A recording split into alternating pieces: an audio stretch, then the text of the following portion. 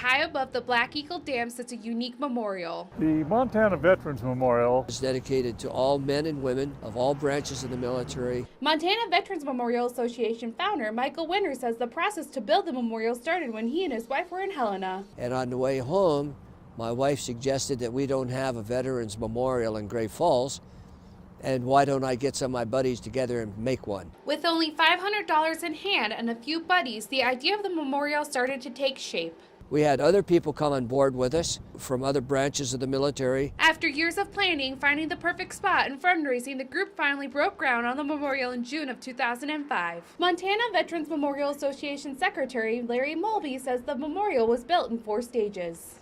The first stage, of course, was the circle, and that held about, I would guess 1,800 tiles. In the middle of the circle sits the warrior angel. Artist Marvin Brewster added many small touches to the 12-foot statue. The dog tags in his right hand represent those of the fallen troopers. The sword of the warrior angel's belt is a sword of Excalibur, which stands for truth and justice. The doves, specifically 5 doves, one for each branch of the military, but in this particular case, in the artist concept, each dove is for each one of the troopers that died in his arms in Vietnam. When the memorial was first built, no one expected this inner circle to be filled up in a year and a half.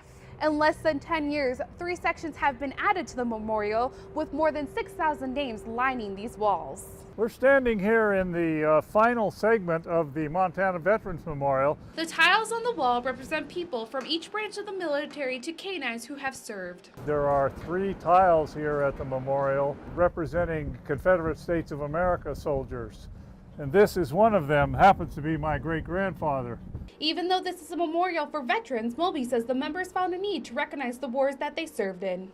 That is when they added these bronze plaques. The first one represents World War I with a doughboy. The second one here is World War II, and I thought the artist did something very neat by focusing in on the war in the Pacific as opposed to the European theater. The next one is for the Korean War, and the Vietnam War was recently added to the wall. This will represent the war on terror, which is essentially the wars in Iraq and Afghanistan. With the addition of the 4th tile section and the bronze plaques, the memorial is ever-changing. What we truly believe and what has really led to this whole thing is this is a place of honor. In Great Falls, Margaret DeMarco, MTN News.